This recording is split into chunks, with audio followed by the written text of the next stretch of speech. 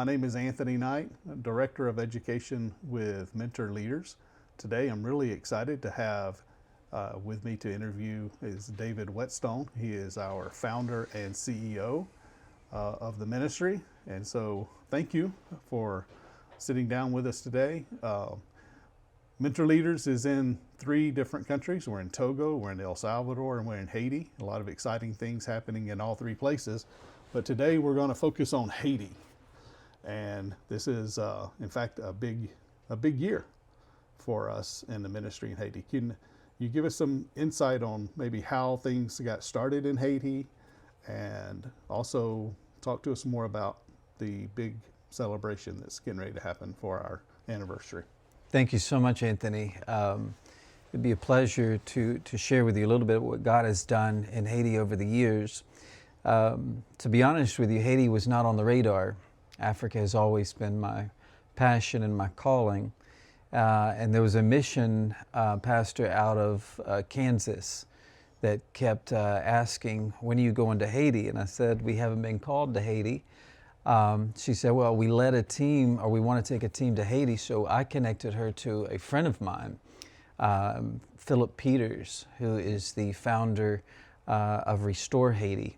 And they went and they had an amazing time, and she came back and she said, we're accustomed to working with you, and we know what you do, and I believe you should be in Haiti. And I kept telling this individual, I don't have the calling. And then in 2010, the earthquake. And my dad has an organization, and with his organization they have Pepsi Cola donated their airport to him, and so they have some planes and pilots. And during the earthquake, there was a landslide up in a village that my church was working with, and it was in a different area of Haiti than where we are. But I answered the call to go and help, and so Johnny Hunt, who is one of my dad's pilots, came and flew me over there in a twin-engine little plane across the ocean into Haiti, and we landed in a abandoned one-way strip. And so while this was happening, as planes were coming in, we would go into the Dominican Republic, load the planes up with food, and then we'd fly it across the island to Haiti and land on this abandoned airport. And there was a lady there by the name of Dr. Tiffany Keenan, and she worked in the north where our school now is. And we literally turned this airport into a working airport where there's a control tower, and there were plane directors directing the traffic in. And it really was fun, even in a very horrible situation. We became a family, and Tiffany and I started talking, and she says, I have a clinic up in the north in a village called Limbe. And so she said, you should go and visit. And so I said, why not? So I went up and I took a look at the village, and there was no school. There was nothing there. And the moment that I met one of the pastors in this village, my heart melted for this place. And I knew instantly. It's the same feeling that I had in Africa when I visited the village of Benjam. And so I didn't make any promises, but I said, we'll do what we can. So now we have a school there, and this is our 10-year anniversary. That's right. That's exciting.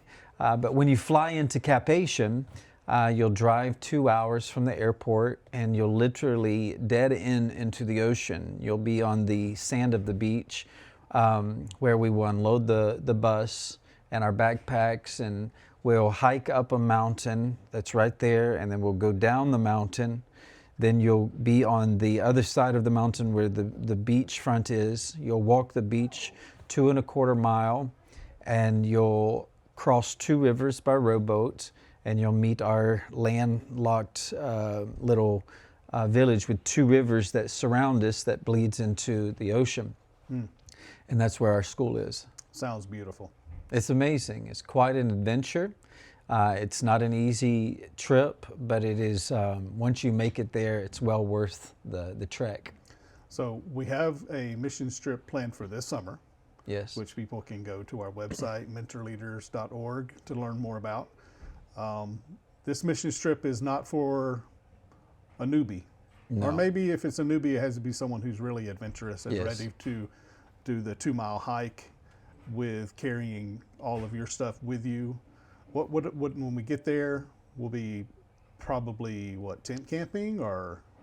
We're looking at a few different things, but over the years, we would just set up a tent around the church, which is on the school property, and we set up camp there, and we build a little shower, and we camp out. So it's quite fun for those that enjoy camping, Right. but there are some other options that we have that we're exploring, and it's a house, nothing fancy, but it's comfortable with bathroom and shower, Okay. and we're considering that. So for this summer, the focus of the mission trip, what if people are considering coming with us to Haiti this summer, what will we be doing when we get there? If I had to boil it down into a few word sentence, I would say to celebrate what Christ has done over the 10 years. But I want us to do an evangelistic crusade for not only our students in the school, but I want to open it up to surrounding churches and surrounding villages that will come in and just worship the Lord with us and celebrate the goodness of God. Awesome, awesome. And so I know one question when I talk to people about Haiti and about going to Haiti, one of the questions that comes up pretty quickly is it safe? Can you go there? Now, flying into Cape Haitian is a lot different than flying into Port-au-Prince. That's correct. Port-au-Prince has, I guess, notoriously had a lot of difficulties. Right. But even there, things seemingly are beginning to calm down. But how is it safe?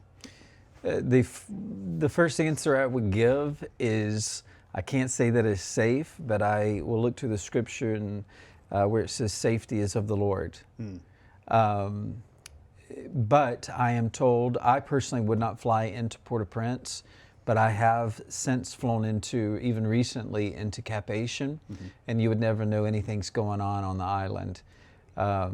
It's seemingly safe, and from all the advice that I've gotten, many are flying into the north through Cap Haitian, and they've had no problems. And even we've talked about this earlier. Even recently, they've resumed some of the cruises that port near Cape Haitian and have their adventure islands and things like that. So there is a lot of commercial commerce that is happening around that area. So things are happening there again. Yes. So it's not like it's completely closed off. Yes. If you're standing on our property and you look across the ocean, you'll see the Royal Caribbean cruise ships a couple times a week that park at their private island called Labadee. Okay. And there's people in and out. Okay. Awesome. When it comes to the mission trip this summer, we've had quite a few people who have already expressed interest, but what would you suggest how would they prepare? What kind of things would they need to bring? Would they need to bring their own equipment as far as tent or camping bag or sleeping bag, things like that? Do they need to prepare in that way, or what do you think? Right now, as it stands, I would bring the most simplistic items that you can. One, it's quite warm there. You're on the beach, so just think about going on a vacation to the beach, and pack you some board shorts, some tank tops, and then a few pairs of slacks and a t-shirt for the services. But I would not bring your fashion items, and I travel with a lot of shoes. If anybody knows me, they know I love shoes, and so this is not a trip that I would be bringing my shoes on. I would put some flip-flops in a bag, some shorts and t-shirts, stuff that I can jump in the ocean with and also walk around with, and I just keep it really simple. I normally carry one of those backpacks. Mm-hmm. You don't want to carry a roller bag or anything like that, because you're literally, when you go up the mountain, it's not as steep as coming down it, but coming down it's like a trail, and it's a rocky trail, and so you're not going to be pulling and rolling your roller bag. So whatever you bring, you will carry. Absolutely, yes. Okay. So pack light. Pack light. Smart. That's right. Okay. Excellent. Tell us about the school. The school there, what grades does it run through? How many students are there? Tell us about the school. Right now, we currently are from the kindergarten up through 9th grade. Okay.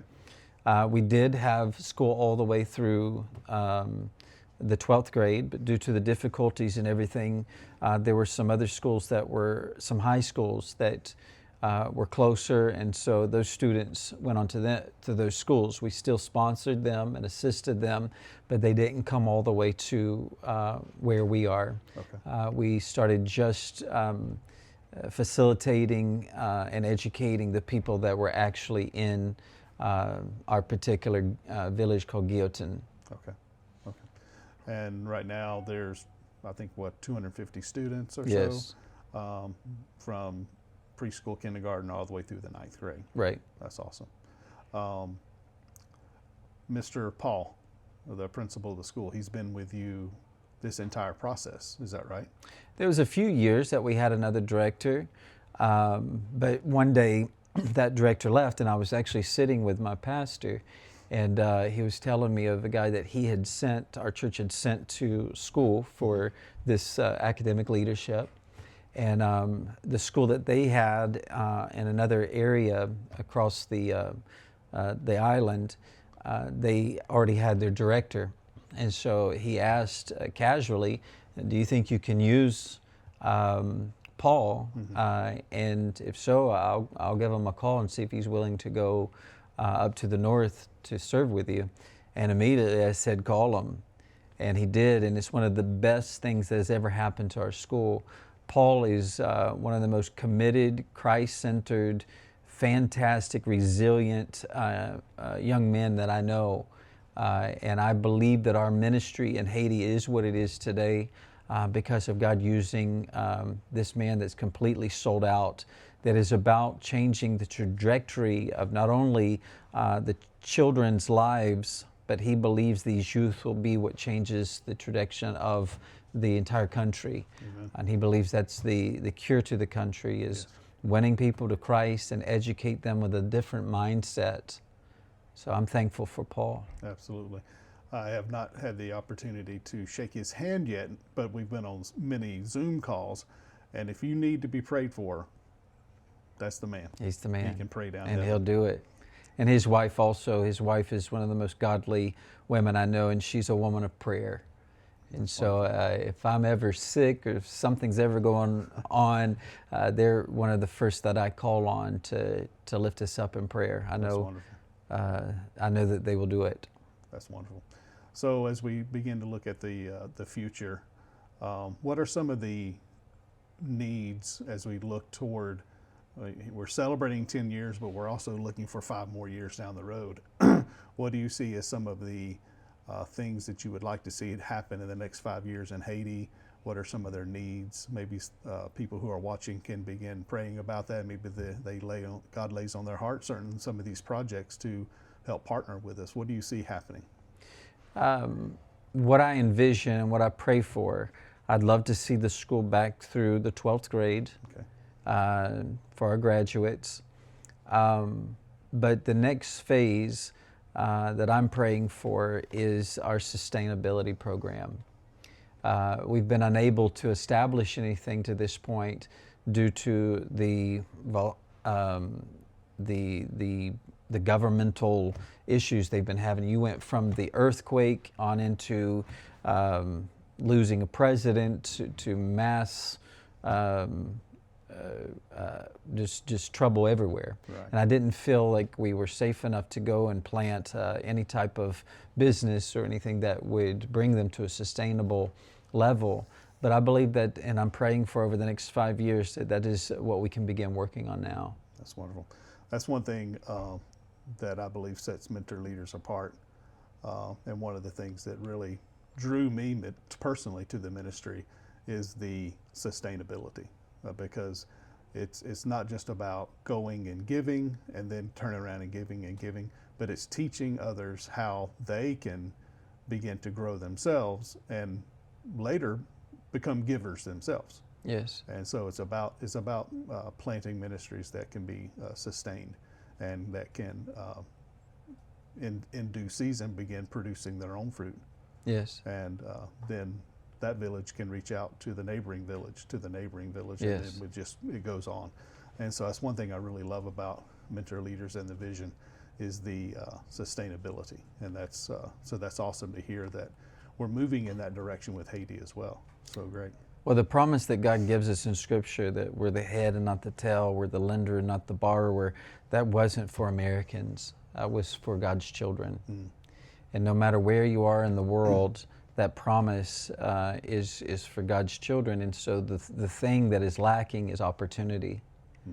And so instead of continually giving handouts, you give hand-ups. Right. And Haitian is deserving because of not as people, but because of the promise that God put on His people, that you'll be a lender and not a borrower, head and not the tail. He commanded His children to go and feed the hungry and take care of the sick. And how can you do that if you can't even afford food for yourself?